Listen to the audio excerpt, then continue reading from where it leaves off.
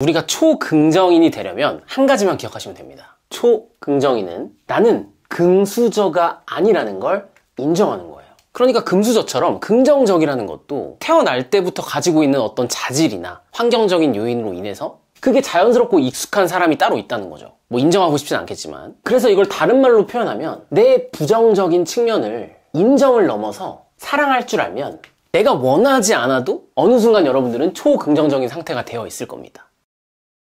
그래서 마냥 긍정적인 게 위험하다는 거예요. 이 부정적인 측면을 절대 인정하지 않기 때문에. 다른 말로 긍정만 외친다는 건 인정을 하지 않는 속성을 가지고 있다는 겁니다. 긍정의 배신이라는 책을 쓴 바버라 에런 라이크는 심지어 이렇게 말하기도 했어요. 사람들은 이제 긍정병을 넘어서 긍정교로 변질되고 있을 정도다. 긍정이 아니면 안 돼. 부정적인 건 절대 내 삶에 들어오면 안 돼. 그런 생각은 금지돼야 돼. 라고 인정을 하지 않는 속성. 이게 역설적으로 여러분들이 긍정적으로 되기 위한 성격이 되는 것을, 그런 성향을 갖는 것을 방해한다는 겁니다. 예를 한번 들어볼까요? 우리 긍정 확언 많이 하잖아요.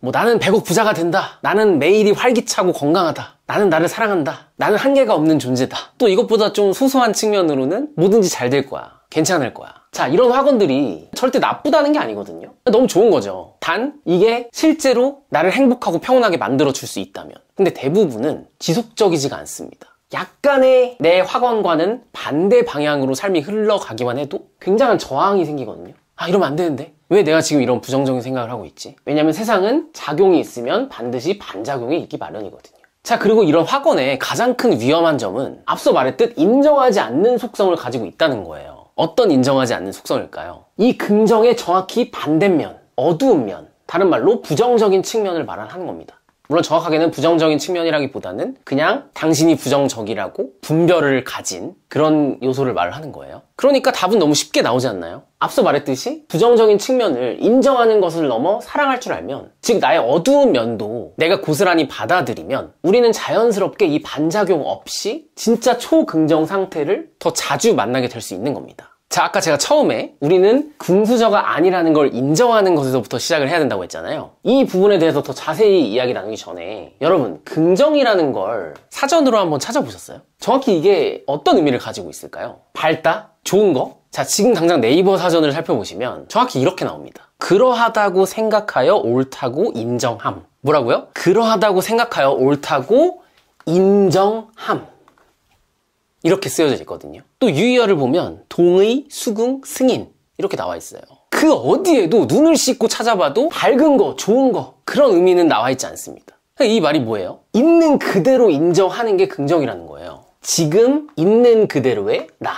이게 긍정의 진짜 의미라는 겁니다. 그러니까 현 상태를 존중해주고 수용하는 태도인 거죠. 심리학적으로도 인지행동치료인 CBT나 또 ACT라고 수용 전념 치료라는 심리학 기법이 있거든요. 이 모든 것들도 지금 내 상태를 인지하는 거, 그리고 수용하는 거, 내 단점이나 부족한 점을 고쳐야 될 걸로 생각하기 전에 일단 내 지금 있는 그대로의 모습을 아무런 판단 없이 인정을 하는 거죠. 또 석가모니가 수련을 했다라는 윗바사나도 이 뜻 자체가 모든 걸 구석구석을 관하다, 본다 라는 뜻을 가지고 있거든요. 그러니까 판별 없이 옳다 그르다라는 그런 생각 없이 있는 그대로의 나를 마주하는 기법인 거예요. 그리고 우리가 일상적으로 많이 쓰는 뭐 MBTI라든지 메타인지라든지 뭐 같은 말이지만 자기 객관화라든지 이 모든 것들도 내가 누군지, 현재 내가 어떤 성향을 가지고 있고 어떤 능력치를 지니고 있고 객관적으로 봤을 때 어느 레벨에 있는지를 명확히 판단하는 근거가 되는 거잖아요. 그러니까 이 모든 것들이 있는 그대로의 나를 정확히 바라보는, 나는 솔직히 금수저는 아직 아니야,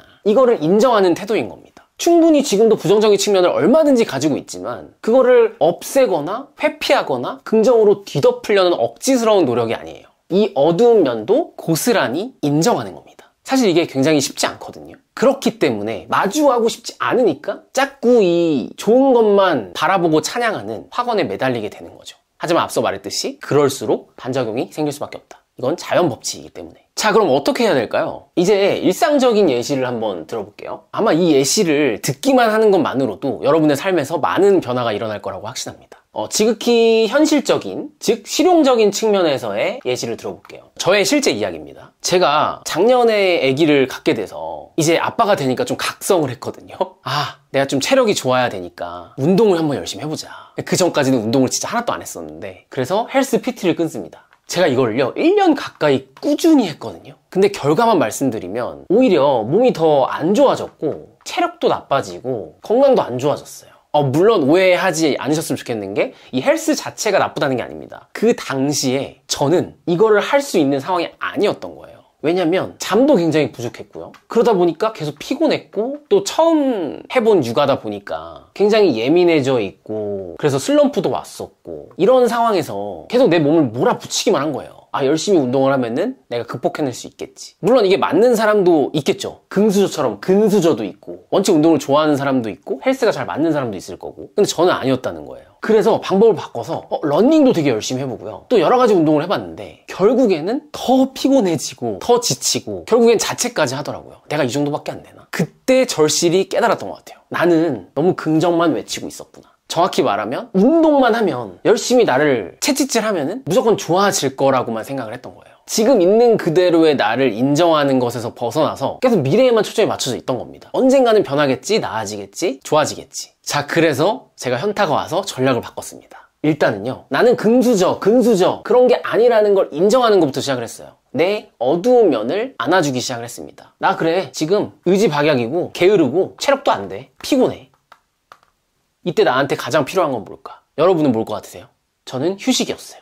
그래서 가장 먼저 시작했던 게 충분한 수면을 취하기 위해서 노력을 했고, 아이 때문에 어쩔 수 없이 새벽에 잠들 경우에는 낮에라도 틈틈이 조금 일을 덜 하더라도 쉬려고 노력을 했습니다. 길게 얘기하면 여러분들이 관심 없으실 테니까 요약을 하면은 그래서 충분한 쉼이 됐고 다시 정신을 차렸어요. 그래서 이제 다시 천천히 한번 운동을 시작해볼까? 그래서 바로 제가 러닝을 했을까요? 아니요. 왜냐면 이전에 러닝 실패한 적이 있거든요. 그냥 무작정 냅다 30분 뛰었다가 무릎이 아작나가지고 2주 동안 거의 걷지도 못했어요. 그러니까 이때도 제가 인정을 하지 않았던 거예요. 내 현 상태를. 왜냐면 그 상태는 되게 멋없잖아요. 내 머릿속에 있는 그림은 마라톤을 뛸 수 있을 정도로 굉장히 잘 달리는 사람이어야 되는데 지금 상태는 그렇지 않으니까. 하지만 그걸 이내 받아들였죠. 제가 진짜 여러 가지 운동으로 지랄 연병을 하면서 다 해봤는데 이런 말씀 안 되지 죄송합니다. 체계적이고 있어 보이고 많은 양을 하는 거 그런 거 다 필요 없어요. 그거는 내 체력이 될 때의 이야기고 지금 있는 그대로의 인정하는 내 상태, 그 상태에서 항상 출발을 하는 겁니다. 저는 예시로 운동을 들었지만 여러분의 삶의 그 어떤 것도 마찬가지예요. 우리가 게임이란 걸 할 때도 항상 그 레벨이라는 게 있잖아요. 단계가 있죠. 레벨 1을 겪어야 그 다음에 2가 되고 3이 되는 거죠. 그리고 학창시절에 학년이라는 게 있죠. 1학년이 갑자기 3학년이 될 수는 없잖아요. 특수한 경우에 그런 사람도 있겠지만 대부분의 경우에. 그러니까 내가 지금 1학년이라는 거를, 내가 지금 레벨 1이라는 거를 철저하게 인정하는 것에서부터 항상 출발을 하는 겁니다. 그래서 제가 도전을 했던 게 요즘 유행하는 슬로우 러닝이라고 하세요. 러닝은 러닝인데 거의 걷는 것처럼 뛰는 거예요. 정말 느리게. 이거는 뛰는 것도 걷는 것도 아니야. 약간 애매하게. 근데 이거의 좋은 점은 일단은 전혀 힘들지가 않고요.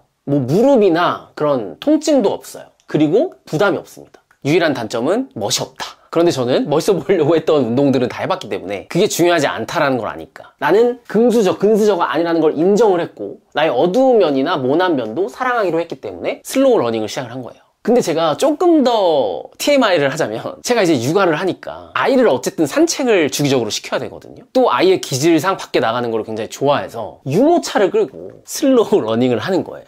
어차피 천천히 가야 되니까. 그러면 이게 좋은 게 뭐였냐면 어쨌든 아침에 일어나서 무조건 산책을 시킨단 말이죠. 근데 그전에는 제가 이제 출근을 해야 되니까 와이프가 주로 했었는데 이제 제가 운동도 할 겸 도맡아서 하게 된 거죠. 그러면 일단 와이프한테 좋죠. 그 시간에 조금이라도 쉴 수가 있으니까. 그리고 저도 운동을 할 수 있어서 좋죠. 그리고 애기도 나가고 싶어 하니까 좋죠. 일타쌍피. 너무 좋은 운동이지 않습니까? 그래서 이런 걸 하다 보니까 점점 재미도 있고 이게 땀도 조금씩 나거든요. 운동 효과도 있고 뭔가 상쾌하고 잠도 잘 오고 여러 가지 이점이 있는 거예요. 그러면서 이제 슬슬 그런 생각이 들죠. 나도 좀 있어 보이게 다시 러닝을 제대로 하고 싶다. 또 요즘에 기안84 덕분에 러닝 붐이 일어났잖아요. 저는 그 프로그램 보면서 막 울었거든요. 그만큼 그런 열망이 있는데 제가 그렇다고 바로 러닝을 했을까요? 아니죠. 옛날에 무릎 아작나고 그랬던 지랄 연병하다가 다쳤던 죄송합니다. 자꾸 말이 험해지네. 과거가 있기 때문에 제가 학년을 올리기엔 좀 이른 감이 있으니까 학기 정도는 1학년에서 2학년까지 못해도 1학기에서 2학기 정도는 넘어가도 되지 않을까. 그래서 속도를 조금 높이거나 시간을 한 5분 정도 늘리거나 그런 식으로 하게 된 거죠. 그러니까 아프지도 않고 부담도 없더라고요. 이게 바로 인정하는 태도.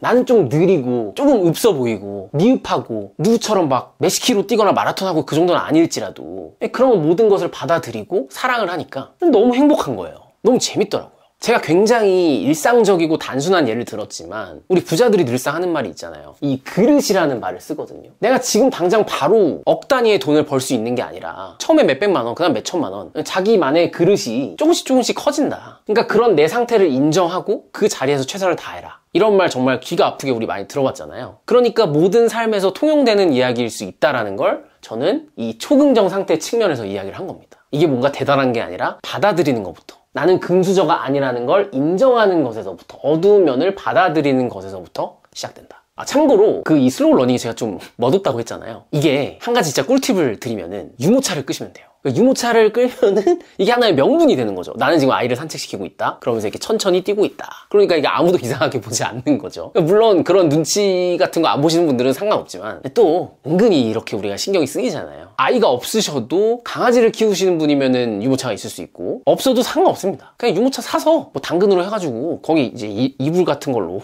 이렇게 형태만 만들어가지고 이렇게 하면 되잖아요. 다른 사람들 그런 거 뭐 보진 않으니까. 제가 그냥 농담으로 얘기하는 거지만 실제로 그렇게라도 할 수 있다면 여러분의 운동이 정말 재밌어지실 겁니다. 너무 얼토당토하는 팁이었나? 어쨌든 저는 만족합니다. 그래서 추천을 드리고 싶었고요. 그래서 오늘 강의 내용을 한 문장으로 정리를 하면 인정을 하자는 거예요. 특히 나의 어두운 면을. 그러면 오히려 초긍정 상태가 자연스럽게 이루어진다. 왜냐면 그림자가 있다는 건 그 옆에 빛이 있다는 뜻이거든요. 그림자 없는 빛은 없고 빛이 없는 그림자는 없어요. 이게 양극으로 이루어지기 때문에 지금 여러분의 모습이 마음에 들지 않더라도 그거를 인정하는 것에서부터 과감히 출발을 하셨으면 좋겠습니다. 그때부터 엄청난 변화가 일어날 테니까요. 그래서 제가 편안함이 먼저 나머진 그 다음이라는 제 책도 제목은 편안함이지만 사실은 불안함에 대해서 이야기하고 있는 거거든요. 마치 빛과 그림자처럼 편안함과 불안함은 한 쌍이기 때문에 불안함을 인정하면 편안해질 수 있다에 대한 이야기예요. 마무리를 또 책 소개로 하게 되는데 이왕 한 김에 지금 제가 이 책뿐만 아니라 그것의 업그레이드 강의를 이벤트로 같이 드리고 있기 때문에 관심 있으신 분들은 고정 댓글을 참고해 주시면 될 것 같아요. 자, 그래서 오늘 말씀드렸던 내용 간단하게 정리를 해볼까요? 우리가 초긍정적인 사람이 되기 위해서는 무조건 긍정을 외칠 게 아니라 나는 금수저가 아니라는 걸 인정하는 것에서부터 시작된다. 특히 나의 부정적인 측면, 어두운 면을 인정하는 것을 넘어 사랑할 줄 알게 되는 거. 그러면 게임은 끝난다. 그래서 긍정 학원이 뭐 나쁘다라는 게 아니라 그림자를 무시한 채 빛만 외치기 때문에 반작용이 일어날 수밖에 없다. 그리고